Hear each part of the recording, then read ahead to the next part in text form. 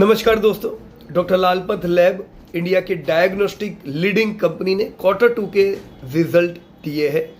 अगर आप नंबर देखें तो रेवेन्यू 11% से बढ़ के 731 करोड़ हो गया है। यह ध्यान रखें दोस्तों कि 11% का ग्रोथ बहुत जबरदस्त नहीं है, लेकिन बीच में बिल्कुल कम ग्रोथ हो गया था, उससे अच्छा है। पिछले 5 क्वार्टर से कंटिन्यू 11 मतलब 10-11% के आसपास का ग्रोथ आ रहा है। तो अभी भी वही ग्रोथ है, ग्रोथ बहुत बढ़ा भी नहीं है, घटा भी नहीं है, राइट। प्रॉफिट लेकिन तेजी से बढ़ा है, 16.4% की सॉलिड ग्रोथ के साथ 150 करोड़ पहुंचा। यस दोस्तों, प्रॉफिट अच्छे बढ़े। चलो, लेकिन क्वार्टर की एक खास बात है दोस्तों, वो है कंपनी ने 1-on-1 बोनस इशू अनाउंस किया है।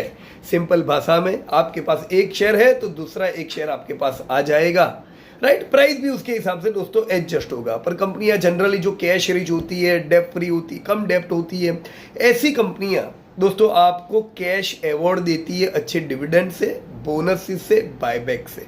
तो यहाँ पे हमने एक बोनस देखा। इसके अलावा कैश डिविडेंड भी 7 रुपए का डिक्लेयर हुआ है। ये क्लियरली दिखाता है कि मैनेजमेंट को अपने फ्यूचर कैश फ्लो और ग्रोथ पर कितना भरोसा दोस्तों है। अब थोड़ा मार्जिन पे आ जाते हैं कि भी प्रॉफिट में जंप सेल से ज्यादा क्यों दिखा। दोस्तों इसके पीछे 2 मेन रीजन है। पहला एफिशिएंसी, सेकंड मिक्स।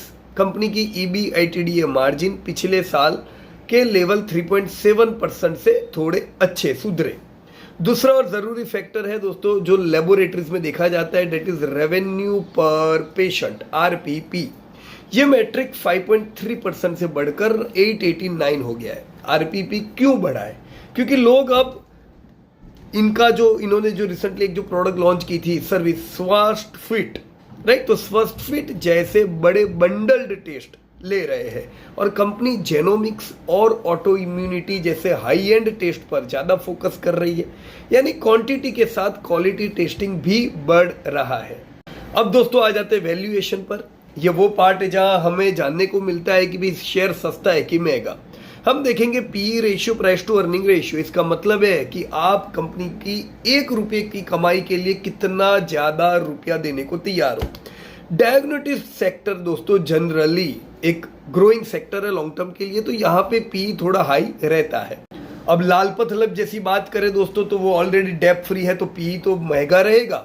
50 का PE लालपत का है। फेयर PE दोस्तों 40 का है, तो फेयर से थोड़ा ज्यादा, पर बहुत महंगा दोस्तों हम नहीं कहेंगे। आगे मैनेजमेंट ने 11-12% रेवेन्यू ग्रोथ की गाइडेंस बरकरार रखी है। कंपनी Tier 3, Tier 4 सिटीज में एक्सपांड कर रही है। Remember, investments are subject to